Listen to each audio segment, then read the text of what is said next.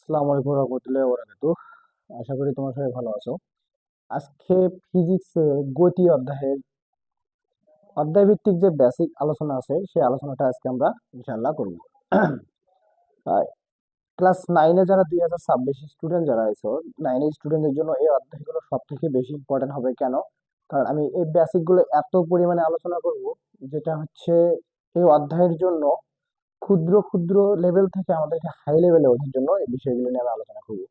তা আমি ক্রম অনুসারে ফিজিক্সের দ্বিতীয় তৃতীয় চতুর্থ অধ্যায় এগুলো যা আছে সবগুলো ক্রম অনুসারে দিতে থাকবো। যারা আমার ভিডিও গুলো দেখবা ইনশাআল্লাহ লাইক কমেন্ট শেয়ার করবা। দেখো, এখানে আমি প্রথম প্রথম অধ্যায় থেকে একটু হালকা বেসিক দিতে হবে, কারণ ওই বেসিকের উপরে নির্ভর করবে যে কিভাবে বিষয়গুলোকে চেনা যায়।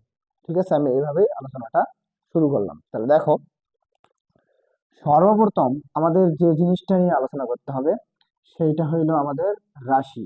সেইটা হলো আমাদের কি রাশি। রাশিটা বুঝতে হবে আমাদের। রাশিটা কি? স্টুডেন্ট যদি রাশিকে যদি ভালো করে কনসেপ্ট ধরতে পারে, তাহলে আমাদের হচ্ছে অঙ্কগুলো করতে সহজ মনে হবে। রাশি কি? এখন ভৌত জগতে যা কিছু পরিমাপ করা যায়, ভৌত জগতে যা কিছু পরিমাপ করা যায় সেইটা হলো রাশি। তাহলে কি বললাম? রাশি হচ্ছে কি এই ভৌত জগৎ। একটা ভৌত জগৎ থাকবে, ঠিক আছে? এই ভৌত জগতে তুমি যেটাই পরিমাপ করবে না কেন, সেটা হলো আমাদের কি রাশি। আর এই ভৌত জগতে তুমি কি পরিমাপ করতেছো? ঠিক আছে, কোনো কিছু পরিমাপ করতেছো, তাহলে পরিমাপ কথাটা চলে আসছে এখানে। পরিমাপ কথাটা কি? এখন তোমাদের প্রশ্ন হইতে পারে যে পরিমাপ কি? পরিমাপ হচ্ছে কোনো কিছু পরিমাণ করা। পরিমাপ কথাটার অর্থ কি? যে কোনো কিছু কি করা? কোনো কিছু পরিমাণ করা। ঠিক আছে, কোনো কিছু পরিমাণ করাটাই হলো আমাদের পরিমাপ। তাই আমি বলতে চাচ্ছি রাশি কাকে বলে? ভৌত জগতে যা কিছু পরিমাপ করা যায় তাকে বলা হয় রাশি। আর পরিমাপটা কি? কোনো কিছু পরিমাণ করাকে বলবো আমরা পরিমাপ। সাধারণত রাশি হচ্ছে আমাদের দুই প্রকার। ঠিক আছে, সাধারণত রাশি কয় প্রকার? রাশি দুই প্রকার। সাধারণত রাশি যে দুই প্রকার, কি কি? এক নম্বরে আমরা যেটা বলতে যাবো, এটা হচ্ছে মৌলিক রাশি।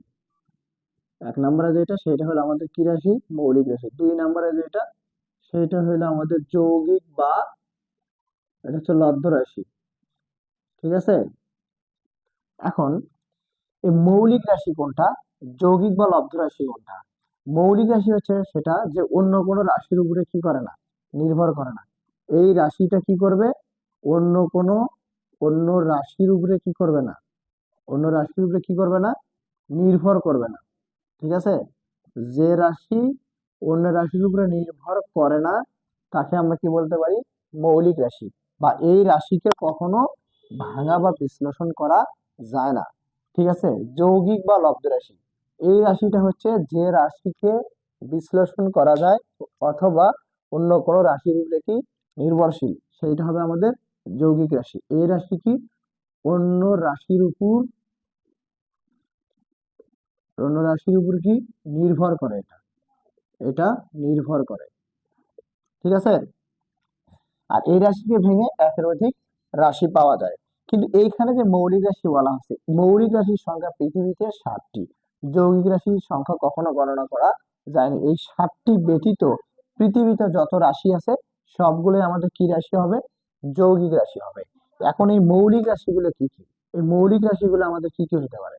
এখন এটা এটা একটু আমরা দেখবো যে মৌলিক রাশিগুলো কি। মৌলিক রাশির সংখ্যা কতটি বললাম? মৌলিক রাশির সংখ্যা হচ্ছে কতটি? 7টি। 1 2 3 4 5 6 এই যে 7। তাহলে আমরা কি বললাম যে মৌলিক রাশির সংখ্যা হচ্ছে 7টি। এক নম্বরে যে মৌলিক রাশিটা আসবে সেটা হচ্ছে আমাদের ভর।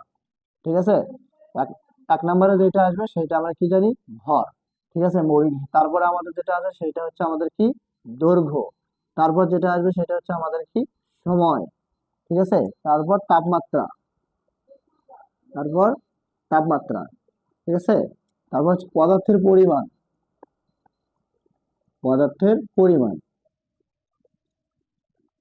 ঠিক আছে, আর 6 নম্বরে যেটা, সেটা হচ্ছে আমাদের তড়িৎ প্রবাহ। তড়িৎ প্রবাহ। আর 7 নম্বরে যেটা হচ্ছে আমাদের দীপন তীব্রতা।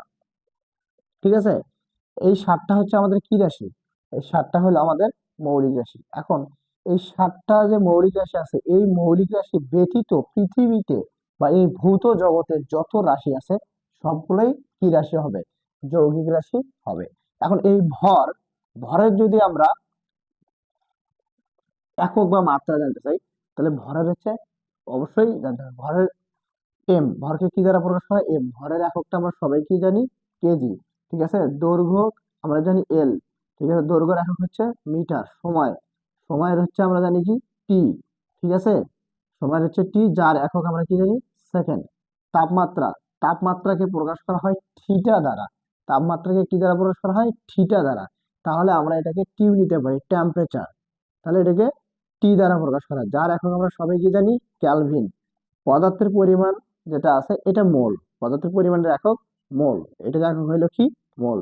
তড়িৎ প্রবাহের একক আমরা কি জানি? তড়িৎ প্রবাহকে প্রকাশ করা হয় কি দ্বারা? এটাকে আই দ্বারা প্রকাশ করা হয়। তড়িৎ প্রবাহের একক আমরা কি জানি? অ্যাম্পিয়ার। দ্বিগুণ তীব্রতাকে একক হচ্ছে ক্যান্ডেলা, এটা হচ্ছে সিডি। ঠিক আছে। এখন এখানে দেখো আমাদের যেখানে 7টা মৌলিক রাশি আছে, এই 7টা মৌলিক রাশি আমাদের জানতে হবে, যার এককগুলো আমরা জেনে নিলাম।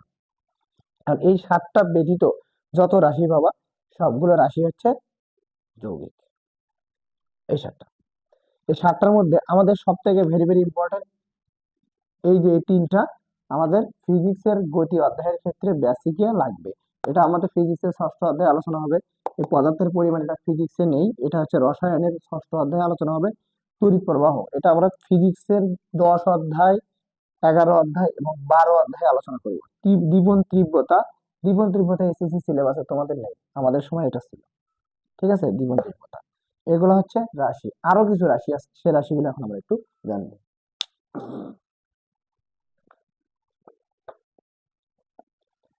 যেমন আমাদের আরো 2টা রাশি আছে, একটা হচ্ছে স্কেলার রাশি আর একটা হলো আমাদের কি রাশি? ভেক্টর রাশি। ঠিক আছে। স্কেলার রাশি আর ভেক্টর রাশিটা কি, এটা স্টুডেন্টকে একটু ক্লিয়ার করে দিতে হবে। দেখো রাশি 1 নম্বরে এখন যেটা জানবো সেটা, এটা হচ্ছে স্কেলার রাশি। ঠিক আছে। স্কেলার রাশিটা কি? স্কেলার রাশি। ঠিক আছে। স্কেলার রাশিটা দেখো এখানে যদি বলতে চাই, এই রাশিটার নির্দিষ্ট মান আছে, এক কথায় মান আছে কিন্তু দিক নেই। এই রাশিটার কি আছে বলতো? এই রাশিটার কি আছে? মান আছে কিন্তু কি নেই? এইটার দিক নেই। ঠিক আছে। তাহলে যে রাশির মান আছে কিন্তু দিক নেই তাকে আমরা কি বলবো? স্কেলার রাশি বলবো। মনে থাকবে? স্কেলার রাশি। ঠিক আছে। এখন 2 নম্বরে যেটা, সেটা হইলো আমাদের ভেক্টর রাশি। এটা কি রাশি? ভেক্টর রাশি। ঠিক আছে। এই রাশিটার ক্ষেত্রে আমাদের কি আছে? মান ও দিক উভয়ই আছে। এটার হচ্ছে মান আছে আবার দিক আছে। এটার আবার কি আছে? দিক আছে। তাহলে যে রাশির মান ও দিক উভয়ই আছে সেটা হবে আমাদের কি রাশি? ভেক্টর রাশি। ঠিক আছে। এই রাশিগুলো সম্বন্ধে আমি কোনটা কোন রাশি এটা আমি যখন আমি মাত্রা বা একক বের করব তখন আমি অবশ্যই এই রাশি সম্বন্ধে আরো ব্যাখ্যা করে দেখাবো ইনশাআল্লাহ। ভেক্টরের ক্ষেত্রে নির্দিষ্ট একটা দিক আছে, যেমন এটা এ যদি হয়, এই যে দেখো নির্দিষ্ট একটা দিক বোঝাচ্ছে, আর মানও আছে। তাহলে মান ও দিক এটাকে এরকম একটা চিহ্ন দ্বারা প্রকাশ করা হয়, তীর চিহ্ন দ্বারা। এটা হচ্ছে ভেক্টর চিহ্ন। মনে থাকবে? এগুলো হচ্ছে আমাদের রাশির ক্ষেত্রে হইলো। এখন আমাদের চলে যেতে হবে যে গতি অধ্যায়ের ক্ষেত্রে আমাদের যে মেইন যে ফোকাস, সেই ফোকাস গুলো এখন আমরা ক্লিয়ার করব। 1 নম্বরে যেটা আমরা ক্লিয়ার করব সেটা হইলো আমাদের সরণ। সেটা হলো আমাদের কি? সরণ ক্লিয়ার করব। ঠিক আছে। আমরা কি ক্লিয়ার করব? সরণ। সরণের ইংলিশটা আমরা সবাই জানি স্ট্রেট। সরণের ইংলিশটা আমরা কি জানি? স্ট্রেট। স্ট্রেট মানে সোজা। তাহলে এইখানে যদি হয়, তো তুমি যদি এই জায়গায় থাকো, এইটা যদি তোমার বাড়ি হয়, এটা যদি তোমার বাড়ি হয়, দেখো এটা তোমার বাড়ি, তুমি এখান থেকে নির্দিষ্ট একটা দিক নির্দেশনা দিতে পারতেছো যে ওইটা আমার বাড়ি। এই যে, ঠিক আছে। তাহলে এখান থেকে যেটা বোঝানো যাচ্ছে এই দিকে, এটা একটা কি বলতো? নির্দিষ্ট দিক। নির্দিষ্ট দিক। ঠিক আছে। কোন বস্তু একক সময়ে নির্দিষ্ট দিকে যে পথ অতিক্রম করে সেটা হলো আমাদের সরণ। এখান থেকে এটা যাইতে কি লাগবে? আর একটা কি লাগবে? একক সময় লাগবে বা সময় লাগবে। ঠিক আছে। তো কোনো বস্তুর সময়ের সাপেক্ষে নির্দিষ্ট দিকে যে কি করে পথ অতিক্রম করে তাকে আমরা কি বলতে পারি, এক কথা বলতে পারি সেটা হচ্ছে আমাদের সরণ। সরণকে কি দ্বারা প্রকাশ করা হয়, সরণকে প্রকাশ করা হয় কি দ্বারা, এস দ্বারা। সরণের একক কি, মিটার। সরণের একক কি বলতো, মিটার। এটা যেন মনে থাকে। কি বললাম, সরণের ক্ষেত্রে মেইন ফোকাস হচ্ছে এটা, নির্দিষ্ট একটা দিক মনে থাকবে। তো কোনো বস্তু যে সময়ের মধ্যে নির্দিষ্ট দিকে পথ অতিক্রম করবে সেটা হচ্ছে আমাদের সরণ। ঠিক আছে, এখন দেখো সরণের ক্ষেত্রে একক হচ্ছে মিটার, সরণের মাত্রা হচ্ছে এল। এল আমরা পড়বো, একটু পরে পড়বো, একটু ধৈর্য ধরে একটু পড়বো আমরা। দেখো এটা হলো সরণ, এবং এখানে আমাদের আরেকটা জিনিস আছে সেটা হচ্ছে আমাদের দূরত্ব। দূরত্বের ইংলিশটা হচ্ছে আমরা কি জানি, ডিস্টেন্স। এটাকে ডি দ্বারা প্রকাশ করা হবে, এটাকে ডি দ্বারা প্রকাশ করা হবে, যার এককটা হবে কি, মিটার। এরও হচ্ছে মাত্রা কি হবে, এল হবে। এর মাত্রা কি হবে, এল। দূরত্ব কোনটা, তুমি এই জায়গায় ছিলা, ওকে, এটা যদি তোমার বাড়ি হয়, তোমার বাড়িতে যাওয়ার জন্য নির্দিষ্ট কোনো পথে তুমি ঘুরিয়ে ঘুরিয়ে ঘুরিয়ে ঘুরিয়ে যাচ্ছ, তাহলে দেখো এটা কিন্তু একটা অনির্দিষ্ট দিক, এটা হচ্ছে অনির্দিষ্ট দিক।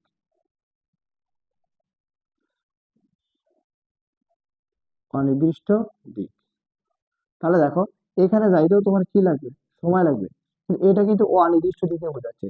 কোনো বস্তু যে সময়ে অনির্দিষ্ট দিকে পথ অতিক্রম করে সেটা হচ্ছে আমার কি, দূরত্ব। দূরত্বকে ডি দ্বারা প্রকাশ করা হয়, দূরত্বের একক হচ্ছে মিটার, দূরত্বের মাত্রা হচ্ছে এল। তাহলে এটা হচ্ছে সরণ, এটা হলো দূরত্ব। এখন আমাদের যদি এই জায়গায় একটা বৃত্ত দেওয়া আছে, এই বৃত্তটার ক্ষেত্রে যদি আমরা বিবেচনা করি তাহলে কোনটা সরণ কোনটা দূরত্ব হবে, এখানে দেখো এটা হচ্ছে এ, এটা হলো বি, এটা হলো সি, এটা হলো ডি। আমাদের এ থেকে কিন্তু সি যেটা নির্দিষ্ট একটা দিক, তার মানে এটা কিন্তু সরণ। আবার বি থেকে কিন্তু ডি, এটাও কিন্তু আমাদের কি, সরণ। ঠিক আছে, এ থেকে বি যেটা, এ থেকে যেটা বি, এটা কিন্তু দূরত্ব, কারণ এটা কিন্তু অনির্দিষ্ট দিক বোঝাচ্ছে।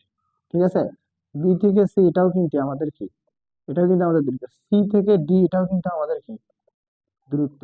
আর ডি থেকে এ এটাও কিন্তু আমাদের কি, দূরত্ব।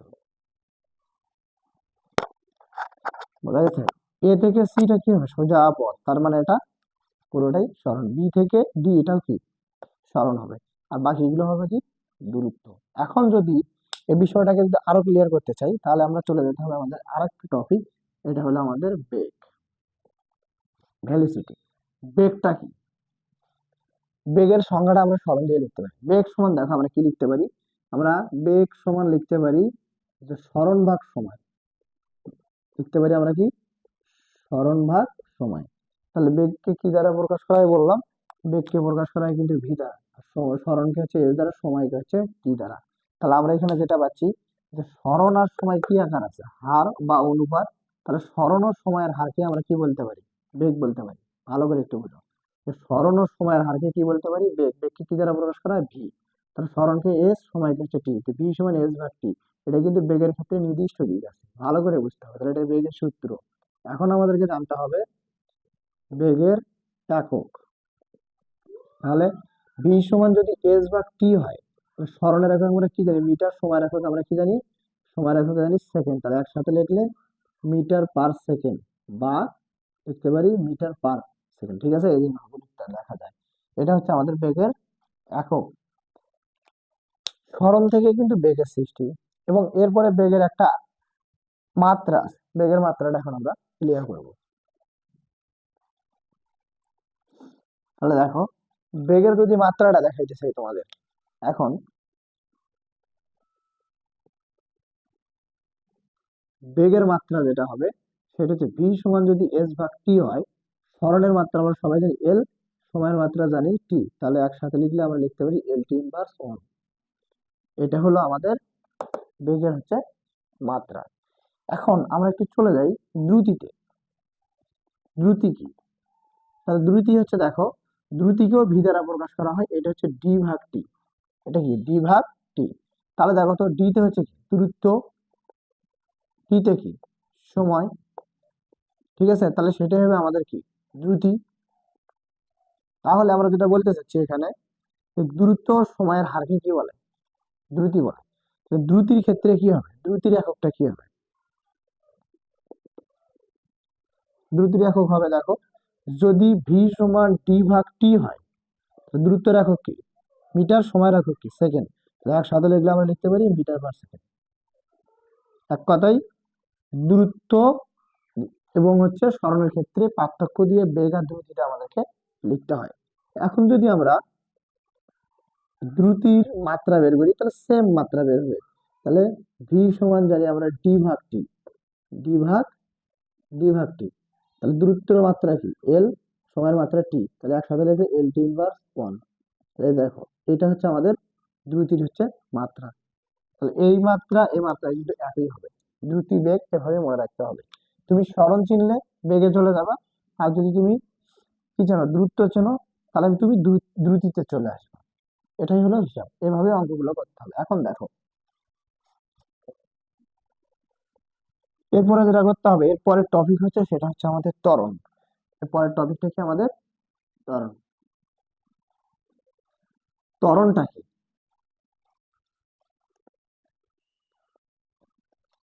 এবারে আমরা আলোচনা করবো কি নিয়ে? ত্বরণ, অ্যাসিলারেশন। ঠিক আছে, ত্বরণকে কি দ্বারা প্রকাশ করা হয়? এ দ্বারা। ঠিক আছে, ত্বরণকে কি দ্বারা প্রকাশ করা হবে? এ দ্বারা। ত্বরণ কাকে বলে?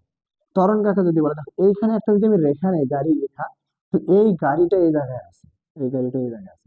ঠিক আছে, সে কিন্তু এই জায়গায় জিরো। সে সময়টাও কি, এদিকে বেগ যাচ্ছে, এদিকে আমাদের কি যাচ্ছে, সময় যাচ্ছে, সময়টাও কিন্তু জিরো। তাহলে বেগ হয়ে গেছে তার 4, তারপরে 8, তারপরে হচ্ছে কত 12। সে এই জায়গা পর্যন্ত চলে যাচ্ছে। ঠিক আছে, এই জায়গায় যাচ্ছে, তার বেগ হচ্ছে 2 সেকেন্ডে 4 হয়েছে, এবং হচ্ছে 4 সেকেন্ডে 8 হয়েছে, এবং হচ্ছে 6 সেকেন্ডে 12 হয়েছে। তাহলে তোমরা দেখো তো সময়ের সাপেক্ষে, এই সময়ের সাপেক্ষে এই বেগটা বাড়ছে নাকি? সময় না, এই সময়ের সাপেক্ষে এই বেগটা কি হয়েছে? বেগটা বৃদ্ধি হয়েছে। তাহলে আমরা বলতে পারি সময়ের সাপেক্ষে বেগ বৃদ্ধির হারকে কি বলে? ত্বরণ বলে। সময়ের সাপেক্ষে বেগ বৃদ্ধির হারকে ত্বরণ বলে। দেখো সময়ের সাপেক্ষে বেগটা কিন্তু আস্তে আস্তে বৃদ্ধি পেয়েছে, এটা হলো আমাদের ত্বরণ। তো সময়ের সাপেক্ষে কি বাড়লো? বেগ বাড়লো। তাহলে ত্বরণের ক্ষেত্রে আমরা লিখতে পারি যেটা, ত্বরণ সমান লিখতে পারি বেগ, ঠিক আছে, ভাগ সময়। তাহলে বেগ ও সময়ের হারকে আমরা কি বলতে পারি? ত্বরণ বলতে পারি। বেগ কিন্তু আমাদের এখানে দুইটা, একটা আদি বেগ, একটা শেষ বেগ। আদি বেগ শেষ বেগ নিয়েও বলবো আমি তোমাদের। তাহলে বেগ ভাগ সময়, তাহলে ত্বরণ সমান লিখতে পারি বেগ ভাগ সময়। তাহলে এটাই যদি হয় তাহলে আমাদের হচ্ছে ত্বরণের সূত্রটা হবে, ত্বরণকে হচ্ছে এ দ্বারা, ঠিক আছে, বেগকে হচ্ছে ভি দ্বারা, সময়কে হচ্ছে টি দ্বারা। তাহলে এটা হচ্ছে আমাদের কি হবে? ত্বরণের ক্ষেত্রে প্রযোজ্য হবে। আর এটাই যদি হয় তো এখান থেকে আমাদের হচ্ছে ত্বরণের হচ্ছে এককটা বের করতে হবে। এখন বের করতে হবে ত্বরণের একক। তাহলে এ সমান আমরা কি জানি? ভি ভাগ টি। ঠিক আছে, এ সমান আমরা কি জানি? ভি ভাগ টি। তাহলে বেগকে ভাঙলে আমরা কি পাই? সরণ ভাগ কি? সময়। আর আগে থেকে এখানে একটা সময় ছিল, আর কিন্তু ভাঙা যায় না, কারণ এটা সবগুলো মৌলিক রাশি হয়ে গেছে। তাহলে সময় সময় গুণ করলে কি হবে? সময় স্কোয়ার, আর উপরে হচ্ছে আমাদের সরণ। তাহলে আমরা সরণের এককটা কি জানি? মিটার। সময়ের একক কি জানি? সেকেন্ড, তারপরে স্কোয়ার। তাহলে এক কথায় লিখতে পারি মিটার পার সেকেন্ড স্কোয়ার বা মিটার পার স্কোয়ার। ঠিক আছে, এখন দেখো এটাই কিন্তু আমাদের কি ত্বরণের হচ্ছে একক। এখন যদি আমি ত্বরণের মাত্রা বের করতে চাই, সেম কাহিনী করতে হবে। ত্বরণের মাত্রা, ত্বরণের মাত্রাতে যেটা হবে আমাদের, আমরা ত্বরণ সমান কি জানি? বেগ ভাগ সময়। বেগ সমান জানি সরণ ভাগ সময়, তার সাথে হচ্ছে সময়। তাহলে আমরা পাচ্ছি উপরে সরণ, নিচে হচ্ছে কি টি স্কোয়ার। তাহলে মাত্রা হবে সরণের মাত্রা এল, সময়ের মাত্রা টি, উপরে স্কোয়ার।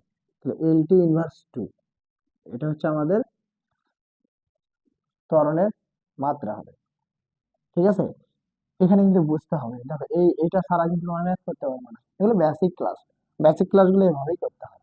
কারণ এই থিওরি গুলো যদি তোমার ক্লিয়ার না থাকে তাহলে তোমরা অঙ্ক করতে পারবে না।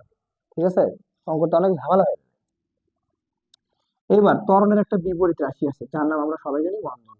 মন্দনটা কি স্যার? মন্দনটা একটু আমাদেরকে দেখো, মন্দনটা একটু দেখো। তাহলে ত্বরণের বিপরীত রাশির নাম কি? সেটা হচ্ছে মন্দন। মন্দনকেও কি দ্বারা প্রকাশ করা হয়? এ দ্বারা। ত্বরণের ক্ষেত্রে বেগটা বাড়বে, আর মন্দনের ক্ষেত্রে বেগটা কি হবে? হ্রাস পাবে। তাহলে একটা গাড়ি এই জায়গা থেকে যদি সে এই গাড়িটা এই জায়গা থেকে যদি সে এই জায়গায় আসতে চায়, এই জায়গায় আসতে চায়, ঠিক আছে, তার বেগটা প্রথমেই কি ছিল? 20। তাহলে কমে কততে আসলো? এখানে কমে আসলো 10। ঠিক আছে, তারপরে চলে চলে আসলো কোথায়? জিরোতে। তো সময় কত ছিল? মনে করো 2 সেকেন্ডে ছিল। এটা 4, এটা হচ্ছে 8। তাহলে সময়ের সাপেক্ষে বেগটা কি হচ্ছে, সময়ের সাপেক্ষে বেগটা কি হয়ে যাচ্ছে, হ্রাস পাচ্ছে না?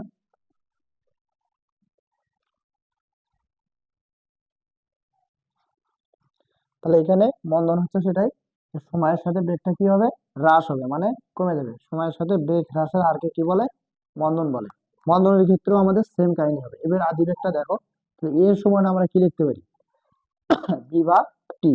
কিন্তু মন্দনের ক্ষেত্রে আমাদের যেটা আছে, বেগ কিন্তু আমাদের কয়টা আছে, দুইটা, একটা আদিবেগ একটা শেষ বেগ।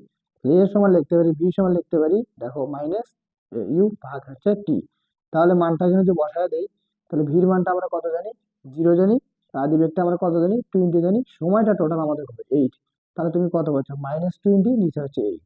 তাহলে তুমি এখানে হিসাব করলে তুমি 4.44 পাবে, 3 × 8 = 24, তাহলে হচ্ছে 2.44 পাবে, বা 2.33 সামথিং একটা মান আসবে। তাহলে মাইনাস মান আসবে, কি মান আসবে, মাইনাস। এটা হচ্ছে আমাদের কি, মন্দন। সময়ের সাপেক্ষে বেগটা কি হবে, কমবে, সময়ের সাপেক্ষে বেগটা কমবে, সেটা হবে আমাদের মন্দন। ত্বরণ, মন্দন, এগুলো সবগুলোর হচ্ছে একক বা মাত্রা কি হবে, একই হবে।